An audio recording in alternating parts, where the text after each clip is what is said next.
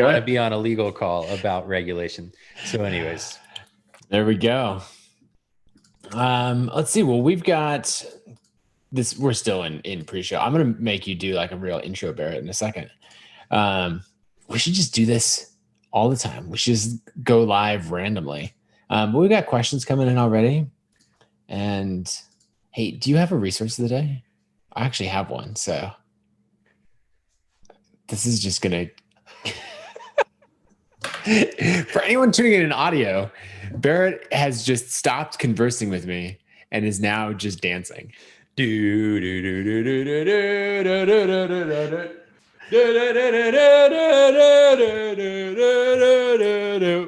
Hello to all of our listeners. It is Q&A Friday. Hey! Here we are. You know, it's 1 o'clock now, so that can be the actual intro.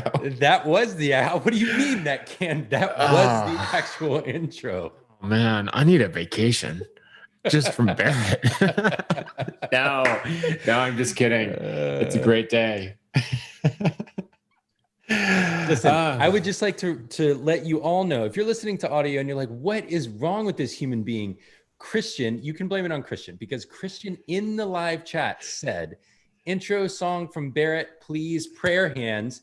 And I just gave the man what he wanted, okay? Don't blame it on me. That's right. It's not your fault. It's just how you were born. And then you were egged on by our incredible listeners. You know, I was thinking, right? So, you know, there's normally 15, 20, 25 people in the chat, something like that. We got our regular crew. They're fantastic. And then on Monday, we had we pulled in everything for the ConvertKit Commerce launch. And I was thinking that's probably like showing up to a house party. Just you got a couple friends, you've been hanging out every Friday night. It's just a good time. You get your 6-pack of beer that you're going to share, and you open the door and there's like 150 people there, and you're like, do I have the right place? You know, and you're like, why are you all here? This is our just little hangout. But anyway, thanks for welcoming, everybody in. And I think we'll get some more regular listeners out of it. But Monday was fun. Now we're here to hang out today. Barrett, you apparently have all the energy today. So maybe red, yellow, green. How's that go? I'm green today. Here's what happened. Okay. I woke up and I knew yesterday, actually what happened is I woke up also, and then I made coffee. You woke up every day. I'm so proud of you. It's a good way to start. I made coffee, and I turned the grinder on, and it stopped while it was still supposed to keep grinding. That means the coffee beans are gone. And so I said to myself, here's the thing, Barrett. If you don't go to the coffee shop today and buy beans, tomorrow you're going to wake up and you're going to be very sad, and you have a meeting to start the day. Well, the day went by. I had all my meetings yesterday, and today I woke up and I came downstairs and I was very sad because I did not go to the coffee shop yesterday. And so I went to the coffee shop, but to save time, I got a latte. Normally at home, I drink like very little bit of coffee, like just 4 ounces max of coffee. Today, I got a latte from the coffee shop, which has 2 shots of espresso in it. So I just have a little energy, that's all. I'm green. I like it. How are you doing? I am also green. Today, I started my day. I made coffee. I made a latte this morning, which it's probably I've increased my coffee consumption, 100%, 200%, 500%. I don't know. And I'm up to like 1 every other week. So it's getting wild over here. But I sat outside just on our back patio. Hillary's brother is staying with us, and he was starting his morning sitting outside on the back patio. And I was like, that is a great idea. So I had my laptop, got some writing done, drank my latte. And just, I've had that vibe from the beginning of the day of like, today's going to be a good day. And everyone in Slack on our team is like, I mean, yeah, but where'd you come from? Because normally you're the hype man, and here I am like trying to be a hype man. So it was good. And then the creator session that just happened with Tyrone Wells was so good. I love the behind the scenes. I love the moment when he's playing and he's like, that's the wrong chord. And he just keeps going, And I mean, it was, who else did that? Now I'm spacing on the name. Drew Holcomb. He's playing along. He starts and he goes, and I forgot the lyrics to that. He like just It's so human, you know? I don't know. One thing I've loved about creator sessions is I am discovering new artists. Like our team does all the booking. They go out and find the inspiring creators that are on the sessions. And I have not known many of them, or I have not heard of many of them before they were on. And man, it's been so cool to discover just all of these independent musicians and people making their living through their art that way. I'm loving it. It's a ton of fun. Yeah. Someone was asking me, this is a friend asking me the other night of like, what's the plan for creator sessions? What, you know, and I think that you and I do so many crazy things in business over time where people are like, you know, it's true with the conference. It's been true with a lot of things where people are like, okay, but what are you hoping to get out of this? And so I was explaining it, you know, and the whole thing is we expand into music as we provide this entertainment, as we build our brand. But Barrett, maybe you want to share a little bit for everyone tuning in, like what we're hoping to do with creator sessions and what we expect over time and kind of the long game that we're playing there. Yeah. So look, like we're going to show you a little bit of the strategic nuts and bolts of this kind of thing, because it turns out that yes, we apparently do things that seem a little wild or like a little out there in terms of we make what people think is just email marketing software that's rapidly expanding to truly facilitate this connection between creators and fans. And so sometimes people are like, well, a conference, like a this, a that, a coffee table book, what are you doing? So the first thing you have to realize is the principle we are operating on is that we want to market a brand, an idea. A brand is built around a shared idea, right? Yep. And the idea we are marketing is that everyone is a creator, and anyone can earn a living as a creator if they do the right things and they get a little bit lucky. And we want to improve the chances that people can get lucky to make a living as a creator. We think the economy is going that way over the long term. We think that influences and tools are making it so that it's more possible, and we want to help facilitate that. Well, to build a brand, we can make ourselves the hero, or we can make our customers the hero. And that's this kind of this hero's journey idea from Joseph Campbell, or the like Yoda, Luke Skywalker kind of thing, where there's a mentor and then there's the actual hero. And for us, we think the best way to build a brand is for us to be the mentor, not the hero. Yeah. So we're building our brand as the mentor. And part of that is on a principle of making creators the heroes of the brand. So if you look at the overarching things we do, a lot of what we do in terms of marketing is make creators the hero. So with this specific thing in creator sessions, there's a few things we want to do. One is historically, our customers have been people like us, creators like us, who come from backgrounds as writers, maybe the kind of internet marketing world, teaching business, that kind of selling ebooks and courses and that kind of stuff. Well, the world of creators is way bigger, way bigger. There's musicians and fine artists and photographers and filmmakers and all of these kinds of people. And our software is actually ideal for, in fact, in some cases, like the really nerdy internet marketers aren't as good of a fit for our software sometimes, because they want to like push the edges and do all this crazy stuff with it. Like Taylor Swift sends broadcast emails. That is it. That's her whole email strategy. And we make software that can obviously do that, but can then even expand for a lot of these creators. So creator sessions is a hypothesis that by making creators in these growth markets, we're going to refer to them as growth markets because this is a business show. And these growth markets for us, if we make them the heroes of this thing, number one, it puts our brand next to the kinds of creators in the industries where we want to grow. And so it inherently positions us as the kind of tool that these kinds of people use, even though in some cases they may not use us at all. Right. Secondly, it allows us to expose those creators to our audience. So we get to provide value to our audience in the form of entertainment and joy by hosting these creator sessions, which is great. And then that further spreads the idea of the brand. Then if we get people live, it builds a sense of community amongst creators around this idea of creative work being a valuable thing to put into the world and to earn a living from. And then lastly, there's this potential that by paying a person, we pay all of these creators to put on a performance for our community and be next to our brand, that they might actually become customers in the process.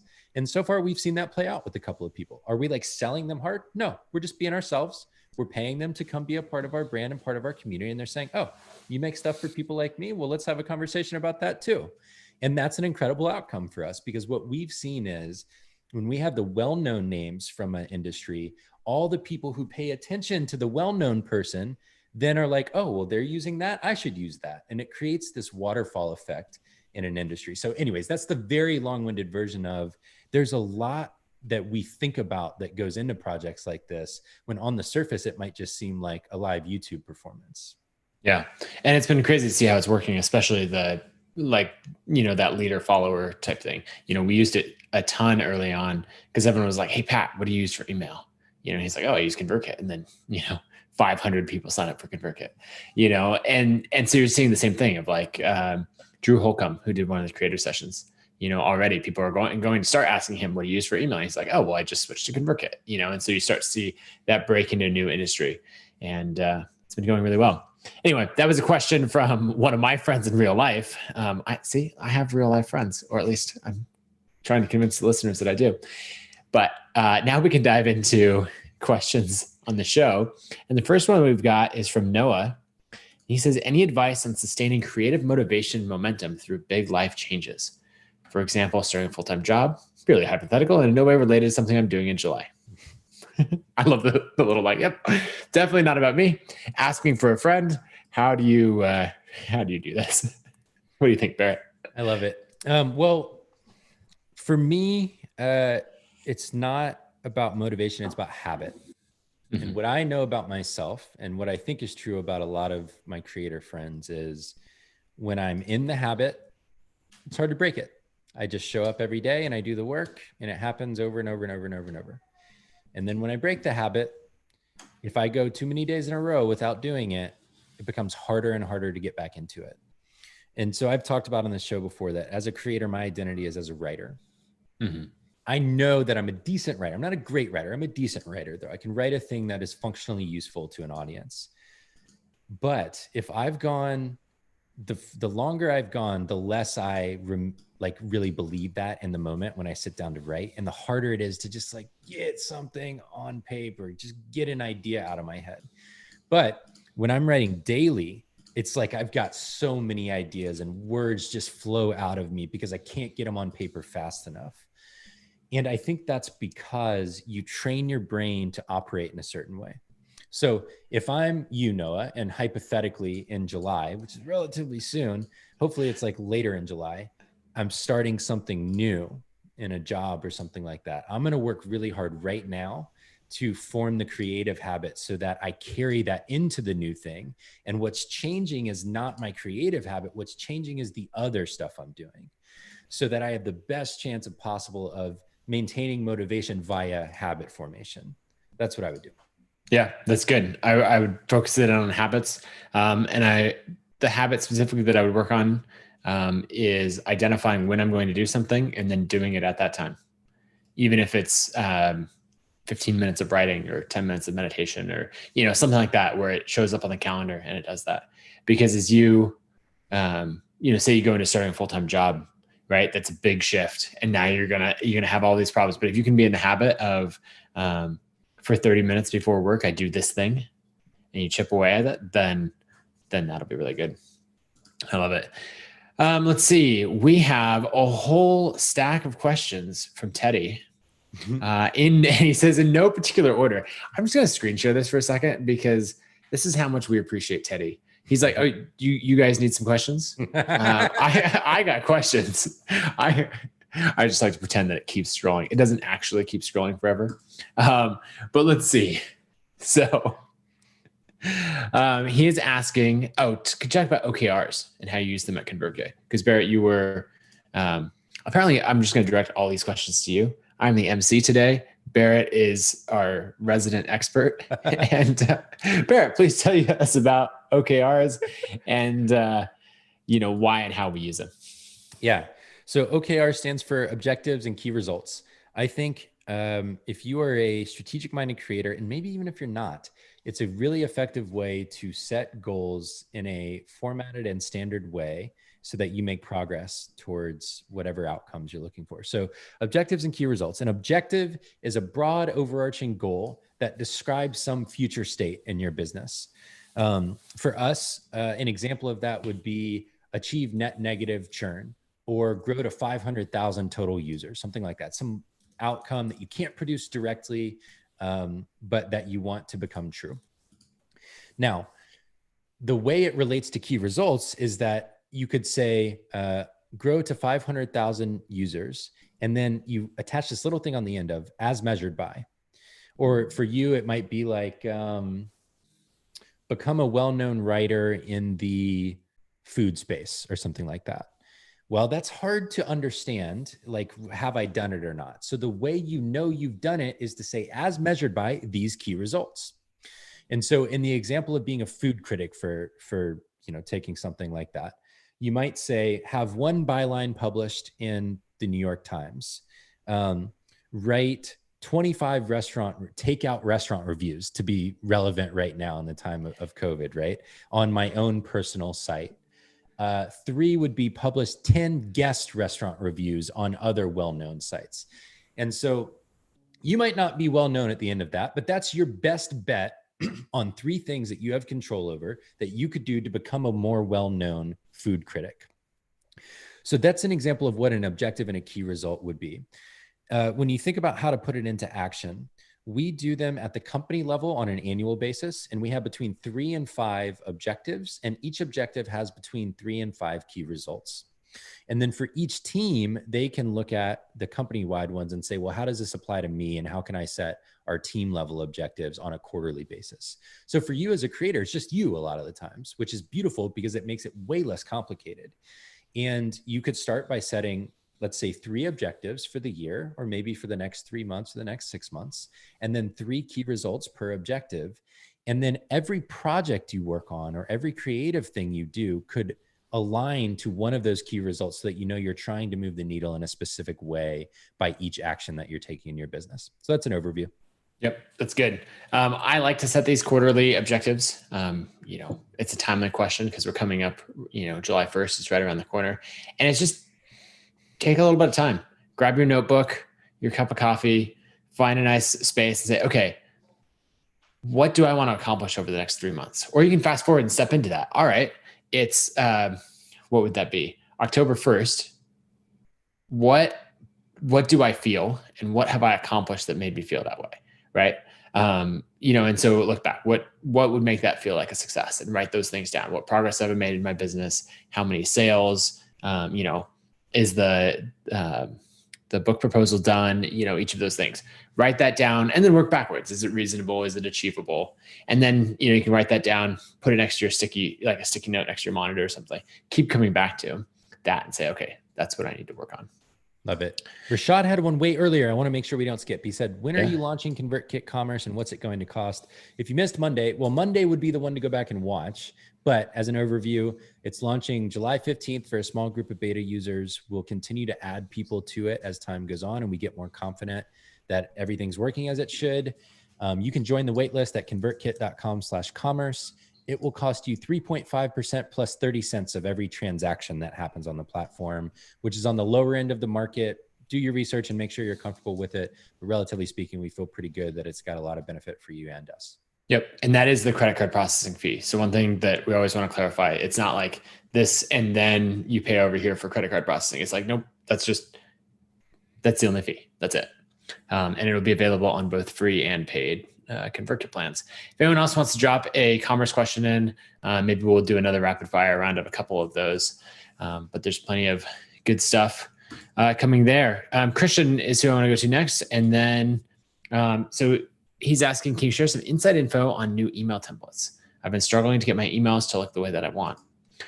Yeah. So this is something, okay, actually being fully transparent. There are things when you run a business where you're like, we are absolutely nailing this and we're doing a great job. And then there are things where you just know you could do better, and you're like, it's still not a great experience. You know, whether it's something you're doing for your audience or a product that you created, or maybe even just like a physical crafted thing that you made, and you're like, oh, I had this vision for it and it came out there. Email templates are one of those things for us. That's where it currently lives in its status. And so that's a place that I've been spending a lot of my time on the last couple of weeks. We've actually brought in some really talented freelance designers to design more templates for us. And we're just working on that experience. So I've even, I've famously been a plain text email kind of person. I still prefer that, but there's so many people that want great templates that when I launched my newsletter, that was something I said, okay, I'm going to do a email template so that I can go through that experience and I can see what it's like to use it, as a user, as a customer, and build that out. So you can design some pretty good things right now, and it's a little bit of a pain inside ConvertKit. And that's something that we're working on a lot. So Christian, I'd be happy to help you put together a template. Shoot me an email, Nathan@ConvertKit, and we'll figure that out, because that's something that I'm working on right now. Love it. And well, Carly, you're next. You're in charge today. That's right, Barrett. I'm always in charge. Carly asked, and we addressed this on a previous episode, but we'll touch on it quickly. I have a question. I stopped sharing my art and creations with the whole Black Lives Matter, George Floyd thing happened. I'm not sure if my voice is what was needed then. How do I start sharing again? So first, I would say we addressed this in detail, I think 2 Fridays ago. So look back to that episode. But Barrett, in the 30 to 60 second version, what would you say to Carly? Yeah, I mean, this is a personal decision. You've got to look inside to know the right answer, I think. Our answer is we stopped everything. We did an inventory of where we've been as a company and what we've already been doing in support of the Black community, and then more widely, the Black, Indigenous, and people of color communities. We put some new things in place to make sure that we were playing our part to the degree that we're able to as an organization. And once we had the systems, because for us, it's a system that's going to last for a long time so that we can make a meaningful impact, not just a be in the news now kind of impact. And we were confident in that. We know we've always got personal work to be doing to continue reading and learning and being better advocates ourselves. And that's part of the system. Now we said, all right, let's get back to work, because the best thing we can do now that the systems are in place is generate more money so that we can give more money. It's to be able to hire people into an environment that's supportive and inclusive and invites diversity into the organization. And so we know that for us, we've got right systems in place, and the best way we can improve and expand on the impact of those systems is to grow the business. So let's get back to work. For you, I think it's the same kind of thing. Reflect, where do you need to grow? Where are your gaps of knowledge and actions? Make sure that you've got systems personally in place to continue growing in those ways, and then get back to work. Because as creators, I think that we can do a lot to invite conversation, invite diversity, invite collaboration with communities of all kinds, but especially the Black community. And so doing our work is part of the systems of creating change. Yep. I love that. All right. Teddy asks, Nathan, how do you envision your newsletter working into the ConvertKit ecosystem as a whole? Yeah. So I've been doing a weekly newsletter for forever now, basically 2 weeks. Stay tuned for Tuesday, where we hit the really exciting week 3. But the idea is basically to, use the product a lot more, show up consistently for my audience, and then just get in the habit of writing and creating and publishing really consistently. And that's something that we think about a lot. And Barrett, you and I actually had a whole conversation about this yesterday of like, how should, personal brands and all of that fit into advancing the ConvertKit mission as a whole. And what we came to is there's a lot of things, there's ways that I, as an individual creator, and you as an individual creator, can reach new groups and communities that a company can't. So for example, one that we talked about is if a company comes out with PR, a company like ConvertKit, and it's like, hey, our free plan now has 1,000 subscribers. Most PR, most publications are like, great, nobody cares. Yep. That's not the type of story that they want to write. And so what you end up with on the other side, if an author comes out and says, hey, I'm publishing this book and it's about this drive that I have and this mission and my story and all of that, they're like, great, would you like to be on Good Morning America? Because it fits into this narrative. And so companies don't write best-selling books, individuals do. Now, when you look at something like, there's all these books written by CEOs, whether it's Howard Schultz from Starbucks or Tony Hsieh from Zappos, something like that, where you get this super popular book that then drives the brand of the company. But it's often better done as that individual representing the company rather than the company out front. So that's something we're still navigating and figuring out. But really, as we've built out our team more internally. So I think we've mentioned this, but Vanessa is our new director of product. And so she's taking over that role that I had. And that frees me up to do a lot more of this, writing, promotion, all of that kind of work. And the newsletter is a part of that. Love it. Don asked a question. Does ConvertKit provide landing pages? If I wanted to run an ad campaign with an offer, send them to a landing page, they opt in and get a PDF in response, do you do that? And yes, I think that this is one of the magic moments of using ConvertKit, is realizing that all of our landing pages and forms, number one, you can have as many as you want, which is tough in some other software. And two is every landing page and form can have a separate PDF or digital download of some kind, as long as it's a file that's allowed. And so if someone subscribes to that particular forum, the incentive email gets sent off immediately. The button in that incentive email is download my thing, and it both confirms them onto your list and downloads the thing, and it's awesome. So yes, that's one of our core use cases. Yeah, I'm gonna actually show one off really quick because it made me pretty happy today. This is for the creator session that we did with Tyrone Wells. I say that we did. Tyrone did all of the work. We just showed up and watched it. But this is a ConvertKit landing page. And so you could just jump in, use this template. There's nothing special about it. Our designers didn't do anything. We just used a ConvertKit landing page. And so this is the kind of experience that you can have. There's a ton of templates. And if you go to landingpage.new, you can go create your own.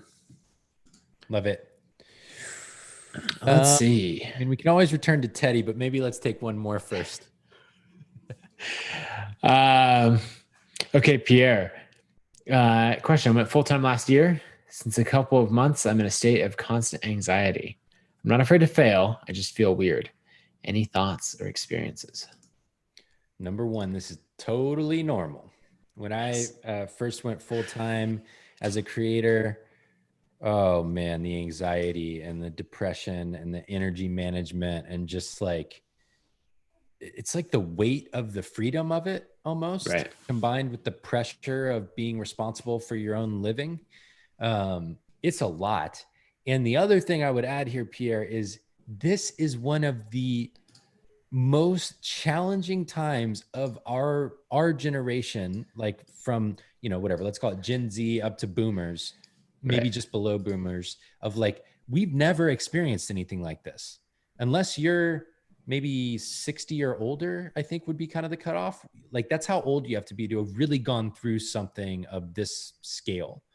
There've been smaller things here and there. There's been recessions and other things like that. But in terms of a pandemic, social unrest, all of these things happening at once, this is unlike anything we've experienced in a long time. So be kind to yourself and realize that you've got this normal thing happening that happens to all creators in the transition. And you've got the added weight of health anxiety, social anxiety, societal challenges and problems that are coming to the forefront, all wrapped up into one thing. So take it easy on yourself. What I found is two things really help. One is habit formation. And I don't go back to that to be pedantic or to say that that's the answer to everything. But in a lot of cases, habits create security, and they create just a sense of structure to your day in a way that you had maybe when you were working in a job that now you don't have, because you can do whatever you want whenever you want. So I'd read Atomic Habits. Our friend James Clear wrote it. It's the best book on habits. And I would structure my day around habits that lead to business results. Very nice. Thank you, Nathan. You have a future on Wheel of Fortune. That's right. I can go fetch things. The second thing is find a peer group. Having a mastermind group was one of the keys for me, definitely. I think Nathan would say the same, of just staying in touch with, am I making progress? What did I say I was going to do? Are other people going through what I'm going through? And we met for years on a weekly basis. And then we slowed down to like every other week or monthly for a while. And that provided so much useful just support from a social perspective. So those are the two things I'd do. Yep. I think that's good. The biggest thing is knowing that you're not alone. It's not uncommon to feel that way. We still feel it. I think when you have all the time available to work on advancing your dreams, you're like, what should I be doing right now? I could do anything. What will actually move the needle? So there's a lot of stuff there. Okay. We have another question from a anonymous listener who we won't name. And he says, he's asking what WordPress form plugin works best with ConvertKit. I'm thinking for websites where messages, comments, and a large text area part of the form is most important. And then he says, I'd also like to add a contact form submission as a subscriber and get them on a sequence based on if they choose beginner, intermediate, or advanced in the form. Is that frowned upon? How would I do it? Etc. So first, if you're just doing opt-in forms, we've got our own WordPress plugin, and excuse me, I'd recommend using that.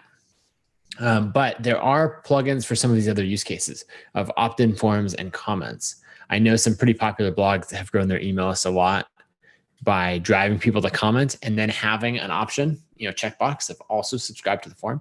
I don't know which plugins they use. I'm sure there's plenty of plugins that work pretty equally for that. The thing that I would say is make sure that it is an explicit checkbox to say, yes, I would like to join your newsletter and receive updates about A, B, and C, or receive tips on these things. I've definitely seen it where you fill out someone's contact form and then you're weirdly on their newsletter and you're like, how did this happen? Like, yes, I reached out to you, but I was just sending you a message. I wasn't trying to join your newsletter. And so that's where I think you're going to have to be really careful. And just always go for explicit permission. It's not about list size. It's about getting the most people who are really engaged and really want your content. Mm-hmm. Mm-hmm. Yep. I always try and be upfront and transparent, and you only want people who want what you're going to send them on your list. Don's asking about running ads, but then looks like purchasing an email list.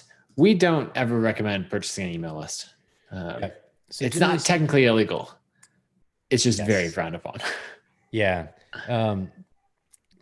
We just haven't seen good results. And more often than not, I mean, we don't allow it at ConvertKit. If you've purchased a list and that's how you've grown your audience, and we find that out on our platform, which we have a variety of ways of doing, we'll normally ban your account unless it's like truly a mistake that you really didn't understand and everything, we'll work with you on that. But generally speaking, it's really not good practice. And the reason is that most of the time, if you're buying a list, number one, it's highly likely those people didn't give the original person permission to email them. Yes. And so it's definitely true that they haven't given you permission to email them. And the best email marketing in our experience that really builds successful businesses is email marketing that's permission-based. Yep. People who have specifically opted in, they want what you're sending, they're interested in you as the creator and your work, and that's why they gave you their email address. And so buying a list, it can seem like a way to get a head start, but it can be really damaging to your brand and ultimately also to your email deliverability, meaning how many people are able to receive your emails over time. So we would stay away from that. And definitely if you're getting started, it might seem like a shortcut, but I think it might actually harm you in the long term in terms of your business. Yeah. Yep. I think the only thing that I could see working is where it's like totally above board and all of that is if you partner with someone to be able to run ads, like retargeting ads to their subscribers. That's like something that would be okay, where if you did a big partnership between you and another creator, you might put like your Facebook ad pixel on their site if they were okay with that, and maybe vice versa.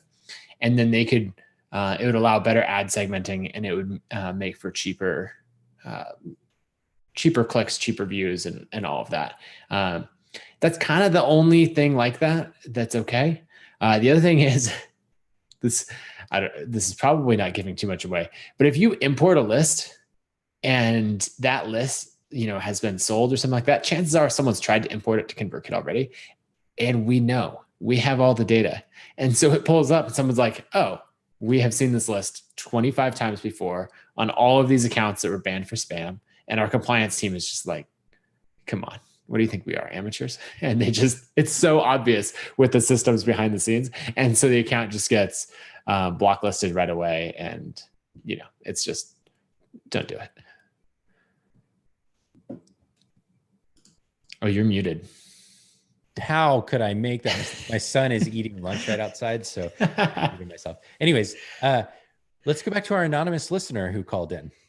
Oh, that sounds good. They have more questions. Did you pick one from the list? I did not. You have the list. Okay.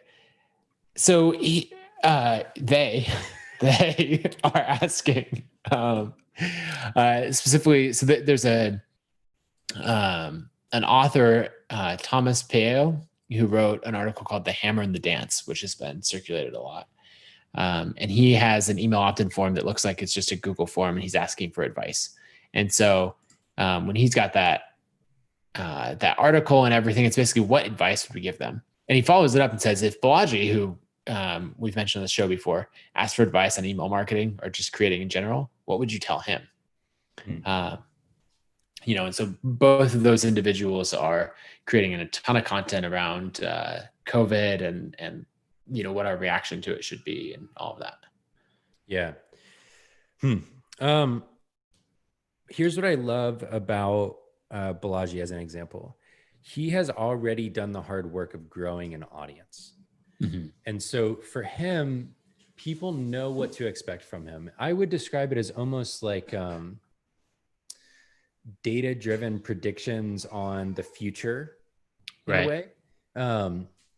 And the thing that's missing for him, I don't know if he does email marketing, but if he's not doing it today, the thing that's missing is ownership of the relationship. He's got an intermediary of Twitter or whatever other platforms he's using, that the intermediary is the algorithm, right? That is the thing. There's nothing wrong with the platform. You just don't have control over who sees what from you. With email, you have much more control. The same is true of SMS in a lot of cases. Those are kind of equivalents in terms of having more control over the messages people see. So what I would tell Balaji is, cool, let's leverage what you've already built here, because you've got this great audience. Like, I was talking to a creator on Monday who just signed up for ConvertKit. He's had a I think we're going to do a case study on him on a future show, but he's had a podcast for a long time. He's got a big listenership, and he just started email a week ago. And what he did was he created a PDF incentive, or opt-in incentive rather, which is just a guide to, I think it was like 100 life hacks or something like that, which is aligned with his audience. And they trust him, so they know it's not just going to be like throwaway stuff. It's useful stuff. And he promoted that on his podcast, and he sent people to a ConvertKit landing page. And in 7 days, and I haven't checked since I talked to him, 5,300 email subscribers. Like, it's crazy. I mean, that's fantastic. If you can get 5,000 email subscribers, I mean, you can earn a living at this stuff for sure. Yep. That is definitely a big enough audience to be able to make products and earn a living. And so I was talking to him, and I mean, this is obvious, but when I was talking to him, the only difference between him and someone who starts from scratch is he had just already built an audience on another platform. He had all these podcast listeners who trust him. They listen to him. They know him, or they feel like they know him because they're listening in all the time. And he just said, hey, you already trust me. Go get this thing I made for you. And people are like, oh, of course. Why would I not do that? But now he doesn't have to rely on Apple Podcasts or Spotify or Stitcher or whatever to be the intermediary. He can email those people and tell them, hey, there's a new episode, or hey, I made this thing, go buy it. And I would tell Balaji the same thing. All right, Balaji, let's do a targeted push to get you to send your existing audience to your email list, and let's give them some value in return. And now you own the relationship, and then go with you. If you get tired of Twitter, or you get, whatever, people push you off the platform or something, you will have the people who really care to hear from you still in one place. Yep. I think that's so good. Another angle to take this question would be basically, what do you do when you write a article that goes crazy viral and you want to have some portion of that stick around, right? So this article, The Hammer and the Dance, was published on Medium. It's super long, super detailed. I guess I should screen share it for a second since I'm scrolling through it. Right, you have this, and it's on Medium, right? So it's not Thomas's domain. I mean, just look at this thing. He's got graphs. He's got all kinds of detail, and this has been referenced in so many places. And I think at the end, maybe, yeah. So that's where he's got subscribe to my newsletter. So he is telling people to do that. So the first thing that would happen, that I would say, is actually ask people to subscribe, like what's happening here. I would do it not through Google Form. I would obviously do it through a ConvertKit landing page because the conversion rates are just going to be way higher. You get to have your own branding and all that in there. The mistake that I made once is I wrote this article. It's the first article I ever wrote that went somewhat viral, and it was titled, it has the most clickbait title. I don't know. Anyway, how I made $19,000 on the App Store while learning to code. And I wrote it in 2011, and I thought, okay, I've made it as a blogger, because my traffic went from like 150 or 200 visits a month to 35, 40,000 visits in a day. And the next day was slightly less, but still a ton. And I thought, okay, wow, this is going to stick around. I've done everything. The thing is, it turned out to be a flash in the pan, right? Everybody showed up, and then they went, that was a good article. And then they left, and they never came back because I didn't have an email opt-in form. The best thing I had was like, follow me on Twitter, maybe. And it would have been so good to say, hey, if you want to hear more stories like this with real numbers, actual lessons, and everything I'm doing, like subscribe to my newsletter, or even better, download this thing for free that has more details. And here's the thing, like viral traffic is lower quality than normal traffic. So you get this big boost, and you should take advantage of it because some of those people will want to continue to hear from you. But if you're getting viral traffic to a thing that maybe isn't aligned with what you're going to continue to do in the future, it may not be all that worth it. You might just chalk it up as a win of a good piece of writing or a great performance or whatever it is. But if it is aligned, well, one option, if it's not aligned with your long-term vision, your job when you get those subscribers is to translate your longer-term thing, the thing you did, to the longer-term thing, and make sure you kind of help people understand why you're about to talk about other stuff and make a tie between them. Or if it is aligned, you want to continue that momentum. Keep coming at them, because if you have a break between the viral thing that they read and the next thing you send them, they're going to forget about you because they didn't read the thing or watch the thing or listen to the thing because of you. They listened to it or watched it or read it because someone else said they should. And so if you don't hit them immediately with that onboarding sequence of here's who I am, here's the most valuable stuff I've done, here's some other stuff you might enjoy, they're going to forget all about you. And by the next time you email, they'll unsubscribe because they don't remember why they subscribed to begin with. Yep, that's good. And the final thing I'd say, and then we should transition and start to wrap up the show, because I actually have some work that I should do today. This is work. This is work. Sure, Barrett, whatever you want to tell yourself. The only thing I would say is when you take that article, if you do have an email list, even if it's small, work that article into your email sequence that's going out automatically. Some people will have seen it already, but you can say, hey, if you haven't seen this yet, or check out this piece, right? It's a foundational piece. If you introduce it as like being a little bit, hey, I published this back in January 2020 or something like that, get that in there. And then you can make sure that people come across it. So like 7 months ago, I wrote the article, The Ladders of Wealth Creation, which we've talked about on this podcast. And there's a bunch of people who have joined my list between 6 months ago and now, who, even though I'm like, this is like a foundational piece, I put so much time into it. And they're like, what? I've never heard of it. I'm like, right. That needs to go in the email sequence. Love it. Dun, dun, dun, dun, dun, dun, dun, dun, dun, dun, creator of the day. All right.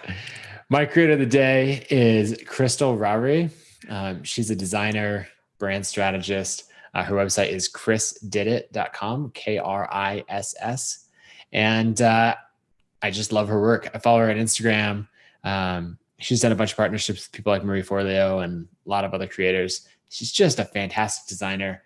I also talked to her over the last couple of weeks, and she's going to come design not only some forms and landing pages for us, but also some email templates for us that are going to be in ConvertKit. But if you want to follow a great designer who knows typography and brand and everything else really well, then check out Crystal's work. Love it. My creator of the day is Tyrone Wells. I know we mentioned him at the start of the show, but he did a creator session with us today. He is a musician, singer-songwriter, like kind of full stack musician, I guess I would call him.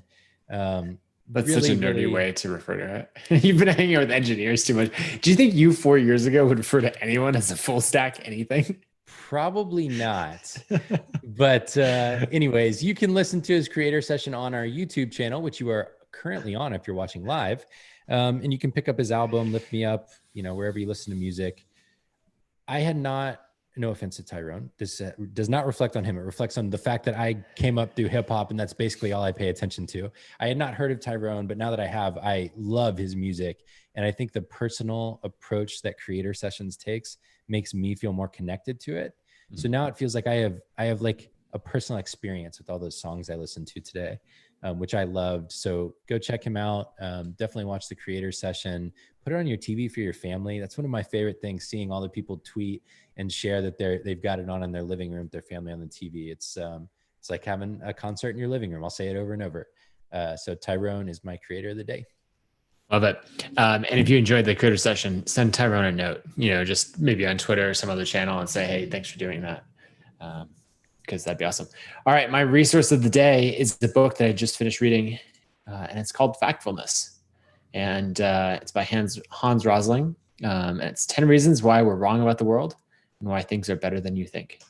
And this by no means diminishes all the things that are terrible that are going on in the world, but Hans was a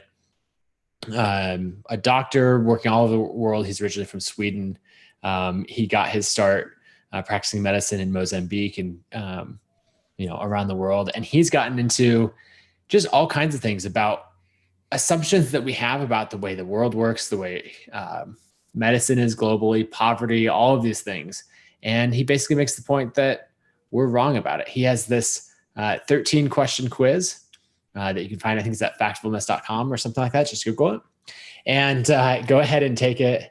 I'd be surprised if you get more than 30% right. And every question is a 3-question multiple choice. So statistically, you should do better than that.